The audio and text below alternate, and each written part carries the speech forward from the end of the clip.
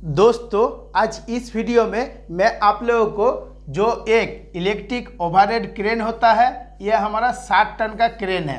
तो 60 टन का रहे या 45 टन का रहे या आपका 100 टन का रहे, ये ज़्यादातर आप देखिएगा लैडल क्रेन रहता है।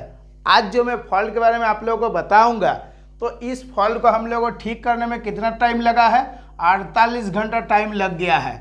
अभी 48 घंटा जब टाइम लगा है तो आप आराम से सोच सकते हैं कि ऐसा क्या इलेक्ट्रिक ओवरहेड क्रेन में फॉल्ट हुआ जिसको ठीक करने में 48 घंटा लगा। अभी इसके जगह में कितना आदमी था, एक हम थे, मान लीजिएगा एक फोरमैन हो गया, ठीक है।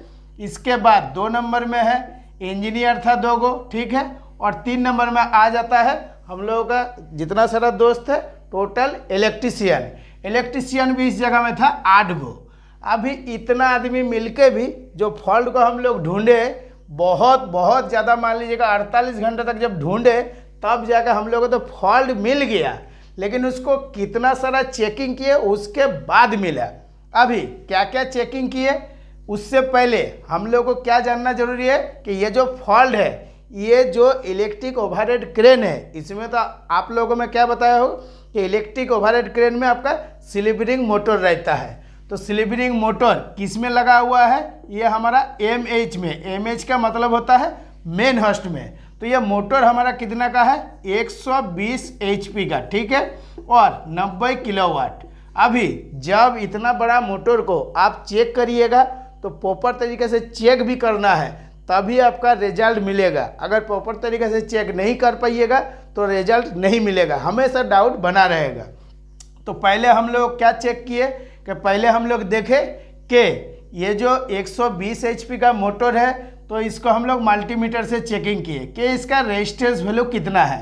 तो रेजिस्टेंस वैल्यू आपका एकदम बैलेंस में था, कुछ भी प्रॉब्लम नहीं था, चाहे आप कैसे भी चेक कर लीजिए। इसके बाद 2 नंबर में आ जाता है एगो मेगर का चेकिंग। मेगर में हम लोग क्या चेक करते हैं कि इंसुलेशन रेजिस्टेंस वैल्यू कितना है, तो वो भी चेक कर लिए हैं, ठीक है, कुछ भी प्रॉब्लम नहीं है, एकदम फर्स्ट क्लास बता रहा है। उसके बाद 3 नंबर में आ जाता है एगो जो 100 वाट का बाल फोल्डर से चेकिंग किया जाता है, सीरीज कनेक्शन करके, वो भी चेक करके देख लिए, फिर भी कोई प्रॉब्लम नहीं बता रहा है। अभी 4 नंबर में आ जाता है कि आखिर जब हम लोग मेगर से चेक कर लिए, मल्टीमीटर से चेक कर लिए, 100 वाट का बाल फोल्डर से सीरीज लैम्प से चेक कर लिए, तब फॉल्ट क्या है। और मोटर में आपका कुछ भी शो नहीं कर रहा है ना, मोटर जब आपका चल रहा है, चाहे आरिया साइड चला लीजिए या हब साइड चला लीजिए, कुछ भी दिक्कत नहीं हो रहा है, फिर भी प्रॉब्लम है। अभी प्रॉब्लम क्या है वो मैं आप लोगों को बताऊंगा। तो हम लोगों को जो इलेक्ट्रिक ओवरहेड क्रेन रहता है, इसमें देखिएगा केबल ट्रॉली लगा हुआ रहता है। तो केबल ट्रॉली किसी किसी में 6 गो भी रहता है, किसी किसी में 8 गो रहता है। और केबल ट्रॉली में आपका केबल ठीक इसी टाइप से लगा हुआ रहता है, ठीक है। अभी इसमें से जो आपका 120 HP का मोटर है, इसमें कितना mm² का केबल लगा हुआ है, 35 mm² का केबल लगा हुआ है, ठीक है। अभी 30 mm² का कितना केबल लगा हुआ है, 2 गो केबल लगा हुआ है, ठीक है। और जब आप चालू कर रहे हैं, मोटर एकदम बिल्कुल भी वाइब्रेशन भी नहीं हो रहा है, एकदम स्मूथली घूम रहा है। तो ये जो केबल ट्रॉली है, इस जगह में हमारा क्या रहता है, एक आपका देखिएगा इसी टाइप से जीप लॉक लगा हुआ रहता है, जिसको हम लोग मुर्गा बोलते हैं। मुर्गा के पास से ऐसे केबल ट्रॉली घूम घूम के आता है। अभी क्या दिक्कत हो रहा है, जो आपका जीप लॉक से आ रहा है ये केबल, ठीक है, ये केबल आपका बिल्कुल भी ठीक है। तो ये हो गया दोस्तों हमारा 1 नंबर ट्रॉली, ये हो गया हमारा 2 नंबर ट्रॉली, ये 3 नंबर है, ये 4 नंबर है।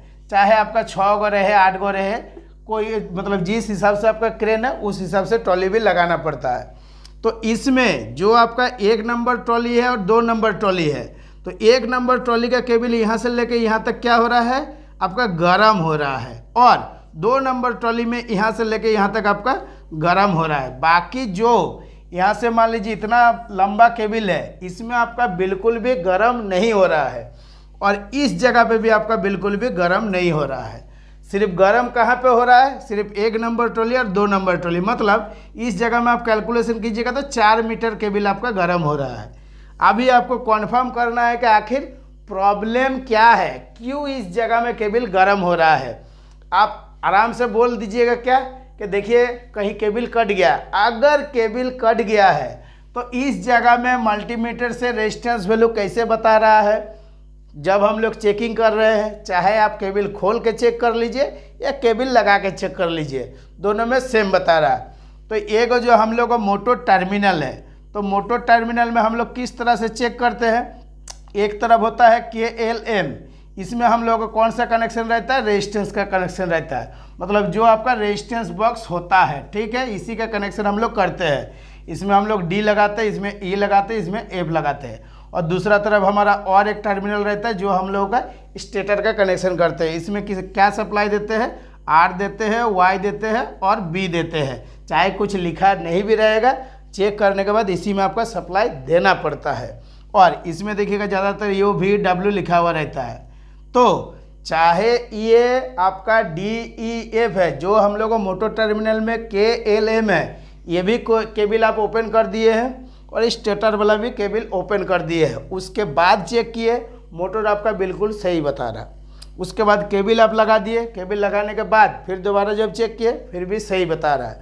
मोटर कंटिन्यू चल भी रहा है, 1 दिन 2 दिन 3 दिन चल रहा है, लेकिन केबल इस जगह में गर्म हो रहा है। इतना ज़्यादा गर्म हो रहा है कि लग रहा है कि अभी का अभी केबल क्या होगा, बास्ट हो जाएगा। क्योंकि हम लोग क्या जानते हैं कि 150 डिग्री से ज़्यादा अगर केबल का टेम्परेचर बढ़ेगा तो केबल आपका फट जाएगा, ठीक है। लेकिन इस जगह में हमारा कितना टेम्परेचर जा रहा है, जो देखिएगा स्पेशल एक चेकिंग होता है, वो टेम्परेचर गान भी आता है, लगभग 3 लाख के आसपास दाम है। तो इस जगह में हम लोग चेक कर रहे हैं तो इसमें आपका 48 डिग्री शुरू में बता रहा है।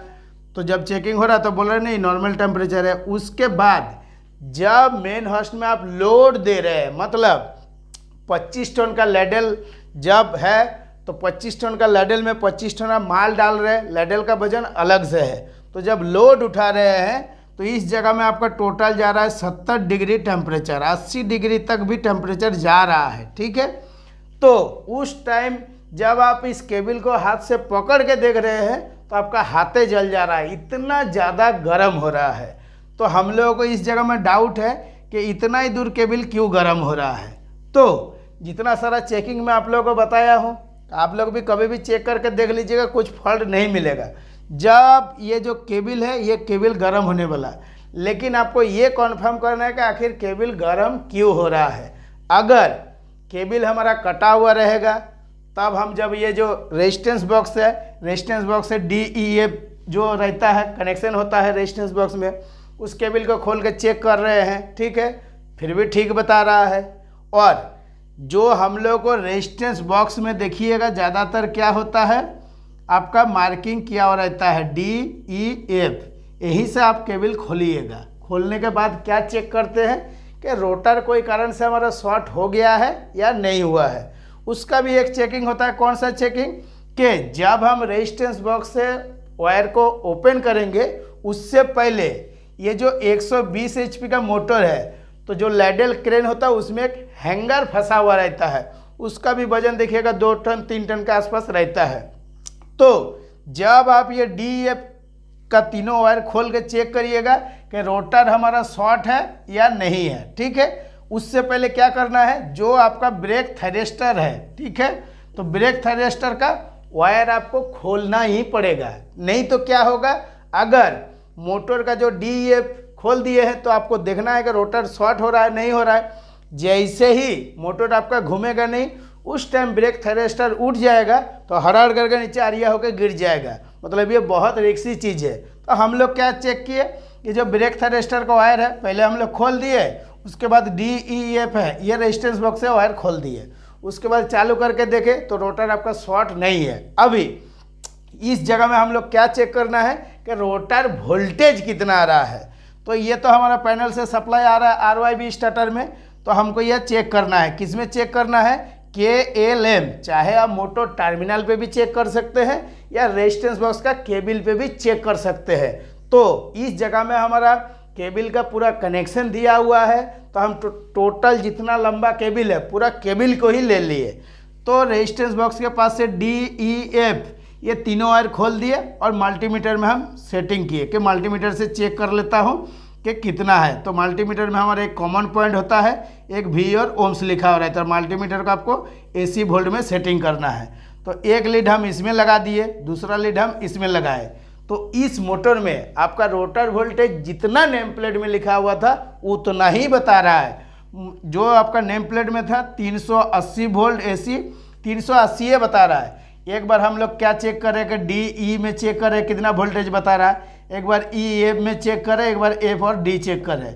तो पारी पारी से टोटल चेकिंग कर लिए कि हमारा वोल्टेज ड्रॉप हो रहा है नहीं हो रहा है, किसी पे भी आपका वोल्टेज ड्रॉप नहीं हो रहा है। तो इस जगह में हम लोग कभी भी नहीं बोल सकते कि केबल कट गया है, कभी भी नहीं बोल पाएंगे।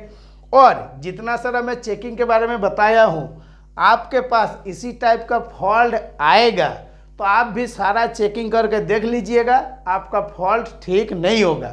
अभी फॉल्ट ठीक कैसे होगा वो भी जानना जरूरी है कि इस जगह में तो आपका केबल गर्म हो रहा है, बाकी जगह मान लीजिएगा ये जो 4 मीटर केबल है 4 मीटर गर्म हो रहा है और टोटल हमारा केबल लगा हुआ है 30 मीटर।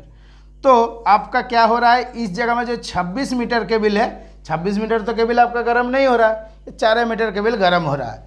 तो जब ये जो केबल है, इस केबल में क्या होता है, ये केबल है तो केबल में देखिएगा हम लोग का ऐसे पतला पतला पतला पतला करके बहुत सारा वायर दिया हुआ रहता है। एक एग्जाम्पल के लिए देखिए, हम फोटो में भी समझा दे रहे हैं आपको। तो इस जगह में क्या हुआ है, केबल तो आपका ठीक है लेकिन केबल प्रॉपर तरीके से आपका ठीक नहीं है। तो इसमें हमारा जितना सारा लीड बना हुआ है केबल का अंदर में, इसके ऊपर से आपका इंसुलेशन दिया हुआ रहता है, इसका अंदर में आपका वायर रहता है। तो इसमें क्या हुआ है, आपका ये जो वायर है इसमें से आधा, मतलब आधा से भी कम है, इतना वायर आपका ठीक है, इस जगह में आपका बिल्कुल भी ठीक है। और इसमें से आधा वायर क्या हुआ है, ये जैसे आपको मैं दिखा रहा हूँ, आधा वायर आपका टूट गया है। अभी टूटने के चलते क्या है, जब हम लोग मेगार वैल्यू चेक करें, इस जगह में आपका केबल में टच है इसलिए मेगार वैल्यू एकदम ओके दिखा रहा है। जब केबल चेक कर रहे हैं तो मेगार में एकदम बिल्कुल इन्फिनिटी बता रहा है। और जब हम लोग बॉडी चेक करें तो बॉडी भी नहीं बता रहा है। तो ये जो केबल का प्रॉब्लम है, तो केबल हमारा कितना जगह में टूटा है, एक बार इस जगह में टूटा, एक बार इस जगह में टूटा है, मतलब 4 जगह में आपका केबल टूटा हुआ है। इसीलिए हम लोग जब केबल में हाथ लगा के चेक कर रहे हैं तो इस जगह में आपका गर्म बता रहा है। और जितना सारे चेकिंग करके देख रहे हैं तो कुछ भी फॉल्ट समझ में नहीं आ रहा है। अभी ये चीज़ हम लोगों को किस तरह से पता चला कि जहाँ जहाँ पे आपका केबल गर्म हो रहा है, केबल को फाड़ो, बीचों बीच फाड़ो, तभी दिखाई देगा। जब हम लोग केबल को बीचों बीच फाड़ दिए हैं तब आपका फॉल्ट सामने में आ गया है। तो दोस्तों, आज जो वीडियो बनाकर मैं आप लोगों को समझाया हूँ, अगर वीडियो को शुरू से लेकर लास्ट तक देखे हैं तभी आपको क्लीन समझ में आएगा, नहीं तो बिल्कुल भी समझ में नहीं आएगा। और इस वीडियो को अगर शुरू से लेकर लास्ट तक देख लिए हैं तो ये फॉल्ट आपका चाहे 60 टन का क्रेन में फॉल्ट आए या 100 टन का क्रेन में फॉल्ट आए, फॉल्ट तो फॉल्ट होता है। तो उस टाइम आप सिर्फ 2 मिनट में चेक कर सकते हैं कि एक यूट्यूब चैनल है उसमें इस फॉल्ट को हम देखे थे, सेम टू सेम यही प्रॉब्लम हुआ है, इसीलिए ये जगह में हमारा केबल गर्म हो रहा है। जैसे ही आप केबल को थोड़ा सा चीर के देख लीजिएगा तुरंत समझ में आ जाएगा। जैसे ही चिड़िएगा तो आपके हाथ में देखिएगा इसी टाइप से आएगा क्या आधा वायर हमारा लगा हुआ है और आधा वायर हमारा पूरा टूट गया है। क्योंकि इस जगह में जो आपका ये 35 mm स्क्वायर का 2 गो केबल था, तो ये दोनों थोड़ा थोड़ा करके कितना होगा 10 mm स्क्वायर में बचा हुआ है। दोनों केबल मिला के थोड़ा थोड़ा बचा हुआ था, इसीलिए सब चीज़ दिखा रहा था। और ना केबल कट रहा था, ना कोई स्पार्किंग हो रहा था, सिर्फ गर्म हो रहा था। क्योंकि इस जगह में तो हमारा केबल जो है वो पतला हो गया है। ये पूरा मोटा रहता है शुरू में, जब हम लोग नया लगाते तो केबल का स्क्वायर mm हो गया 35, मान लीजिएगा या 35 × 2, तो उसके जगह में हमारा सिर्फ क्या बचा हुआ है, सिर्फ 10 mm ही बचा हुआ है। बाकी जितना सारा है वायर आपका टूट गया है, इसीलिए इस जगह में आपका गर्म हो रहा था। अभी आप लोगों को भी क्लीन समझ में आ गया होगा। जब इस टाइप का फॉल्ट आएगा तो आप 2 मिनट में ठीक कर सकते हैं। और हम लोग एक फोरमैन, उसके बाद 2 गो इंजीनियर, उसके बाद 8 गो इलेक्ट्रीशियन मिलके इस फॉल्ट को कितना देर में ठीक किए, 48 घंटा में। तो दोस्तों, आज के वीडियो के लिए इतना ही। अगर वीडियो अच्छा है तो लाइक शेयर कमेंट जरूर कीजिएगा और चैनल को सब्सक्राइब कीजिएगा। नमस्कार, जय हिंद।